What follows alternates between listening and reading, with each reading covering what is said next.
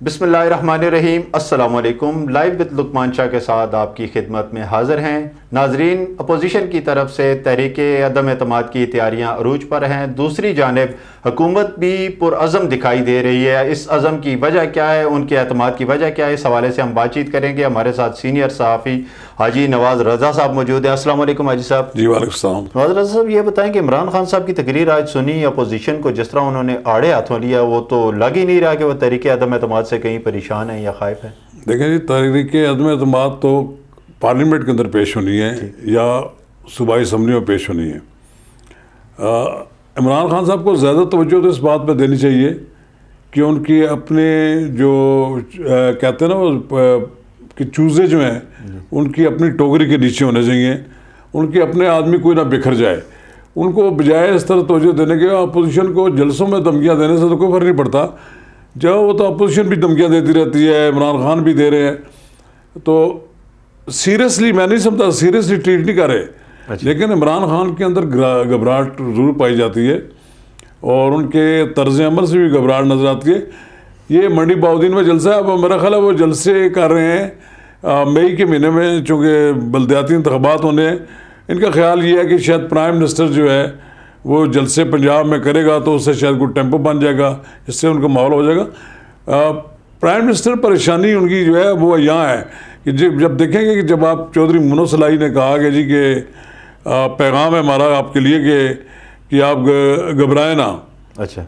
और उसके जवाब उन्होंने कहा जी चौधरी शुजात हसन बड़े अच्छे आदमी हैं, बड़े ने तजर्बाकार हैं, और मुनव्वर सलाई की भी तारीफ़ की।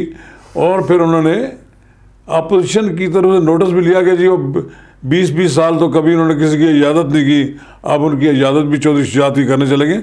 या तो प्राइम मिनिस्टर की ज़बान से तहरीक अदम एतमाद के बारे में कोई बात ना निकले और वो कॉन्फिडेंस के साथ बैठे, उन्हें पता हो 3 बार तीसरी बार इजलास मुलतवी, दूसरी तीसरी बार कौमी असम्बली का इजलास मुलतवी हो रहा है। वहाँ पर कोरम पूरा नहीं हो सकता, कोरम पूरा होता नहीं है। अब आप क्या देख रहे हैं कि हुकूमत के अपने अरकान को टूटने का खदशा या हुकूमती इत्तेहादिये जो है इमरान खान को छोड़ने वाले हैं, आपको क्या लगता है? देखें, ये सब चीज़ें मुमकिन है, इम्कानात को तो आप नज़रअंदाज नहीं कर सकते। आप देखें कि ये कहें कि इत्तेहादी उनको छोड़ रहे हैं, या ये कहें जनाब के उनके अपने आदमी छोड़ रहे हैं। एक बात तो बड़ी वाज़ेह है कि 8-10 वोटों का ही फ़र्क है, ज़्यादा फ़र्क नहीं है। और 8-10 वोटों पर पाकिस्तान जैसे मुल्क में हुकूमत कायम रखना बड़ा मुश्किल होता है। ये बरतानिया तो है नहीं जहाँ एक वोट पर भी 5 साल हुकूमत कायम रहती है और कोई आदमी टूट कर नहीं जाता दूसरी तरफ। देखें, कुछ लोग हैं, 5 आदमी हैं इसके साथ पाकिस्तान मुस्लिम लीग काफ के साथ, कुछ 6-7 उनके भी हैं, अपने MQM वालों के भी हैं, और इसी तरह GDA के भी हैं ये। लेकिन जब आप एक एक काउंट करते जाएंगे तो ये लोग बड़े बन जाते हैं जब अगर छोड़ जाएं। लेकिन देखें ना, रवैया देखें इनका कि मुस्लिम लीग नून, मुस्लिम लीग काफ ने कोई 2 टोक अल्फाज में ये नहीं कहा अभी तक कि वो उनके साथ खड़े हैं। नहीं, अच्छा चलें हाजी साहब, आप कोई अंदर की कोई कहानी मैं शहबाज शरीफ अभी मैं आपको एक बात बताता हूँ जी। जब ना तो उन्होंने कभी अभी तक कहा कि उनके इजलास भी हुए, कहा गया जी चौधरी परवेज़ इलाही को इख्तियार दे दिया गया। ठीक भाई, क्या इख्तियार दे दिया गया है? तो उन्होंने ना तो ये कहा कि हम आपके साथ खड़े हैं, हम कहीं नहीं जा रहे। दूसरी बात, MQM वालों ने तो आज भी कहा जो आपने पढ़ा भी होगा, उन्होंने कहा जी कि हमारे पास दोनों ऑप्शन ओपन है, हम हुकूमत के साथ रहें या ना रहें। इसका मतलब है कि वो उनको भी आंखें दिखा रहे हैं। MQM तो पीपल्स पार्टी की वजह से अपोजिशन में भी आराम से नहीं रह सकती। नहीं, जहाँ भी रहेगी अपनी डिमांड होती है ना। इसी तरह जहांगीर तरीन खामोश तो बैठे नजर आ रहे हैं, लेकिन उनके लोगों के साथ राब्ते हैं, अपनी जी मुलाकातें कर रहे हैं। 6-7-8 आदमी, कुछ लोग कहते हैं 8 हैं, कोई कहते हैं 6 हैं कौमी असम्बली में, और कोई कहते हैं 20 आदमी है जो है सूबे में उनके साथ हैं पंजाब। लेकिन कहते हैं कि जैसे कहा ना आगा कामल अली आगा ने बड़ी इंटरेस्टिंग बात कही कि हमारा तो मायदा रियासत के साथ, अगर रियासत में गई, अब रियासत की तारीफ़ करें तो बड़ी बहुत सी बातें निकल आती हैं, अगर वो हमें कहें तो आज हम इनको छोड़ देंगे। बात यह है कि अभी या तो सीटी बजी नहीं है, या ये है कि सीटी की आवाज़ कुछ लोगों तक अभी नहीं पहुंची है। जहाँ तक आपने कहा कि अंदर की बात क्या है, गुज़श्ता रोज़ भी परवेज़ राणा सनाउल्लाह खान जो कल आए यहाँ पर, वो मोहसन बेग के घर गए तो कुछ दोस्तों से बातचीत कर रहे थे, लोगों ने पूछा जी कि बताएं कि क्या कोई सीरियस बात है तहरीक एतमाद की। तो उन्होंने कहा यार बात यह है कि बहुत सी बातों का हमें भी इल्म नहीं है। ठीक, बाला ही बाला अगर किसी को इल्म है, वो आसिफ अली जरदारी को पता है, नवाज शरीफ को पता है या शहबाज शरीफ को पता है। इनकी सतह पर क्या कुछ ज़ेर बहस है। लेकिन उसने कहा जी कि ये सारी प्रैक्टिस बिला वजह तो नहीं की जा रही, और ये जो मैं कहता हूँ कि ये जो तहरीक एतमाद होती है, ये एक ख़तरनाक खेल होता है। इसके नतीजे में या तो हुकूमत चली जाती है, फिर इसके नतीजे में ये भी होता है हुकूमत मजबूत हो जाती है। 6 महीने तक तो फिर कोई तहरीक एतमाद भी नहीं आ सकती। अगर इमरान खान के खिलाफ तहरीक एतमाद आए वो नाकाम हो सकती है, अगर नाकाम हो गई। लेकिन देखें अभी तक वो इमरान खान साहब को भी समझ नहीं कि कहाँ से क्या हो रहा है। उनको कहीं से तसल्ली दी गई है या ये वो समझते हैं कि आखिर में जाकर मेरे हक़ में मामला दुरुस्त हो जाएंगे। लेकिन इमरान खान साहब मैं नहीं समझता कि वो बिल्कुल मुतमईन है और बैठे हुए कि कुछ भी नहीं हो रहा, लेकिन वो समझते हैं कि कुछ ना कुछ तो होने वाला है। यानी मार्च का महीना आपको लग रहा है कि कुछ ना कुछ जी मार्च में है। देखें आप मेरी बात में, ये महीने जो हैं फरवरी का एंड भी है और उसके मार्च के शुरू में भी है। आप देखें एक तरीका तो उनको बिहार भिजवाने का ये सोचा गया कि लॉन्ग मार्च। अब लॉन्ग मार्च आपने देखा होगा कि पस मंजर में चला गया है। लॉन्ग मार्च ज़्यादा ज़ेर बहस नहीं आ रहा। अदम एतमाद की अदम एतमाद की तहरीक ना तो नवाज शरीफ पहले मारने के लिए तैयार थे और ना ही मरियम नवाज भी बात करती थी। लेकिन आपने देखा कि अचानक आसिफ अली जरदारी अपने साहबजादे को साथ लेकर शहबाज शरीफ के घर पहुंच गए, जो कि ये कहते होते थे कि अगर मेरा बस चले तो मैं इनके पेट चीर कर इनसे आराम की कमाई निकाल लूँ। वो सारी बातें बुला दी उन्होंने। फिर उसके बाद वो फ़ौरन चले गए, चौधरी पर शुजात की इजाज़त भी की, वहाँ उनकी उन्होंने खिदमत खातर भी की।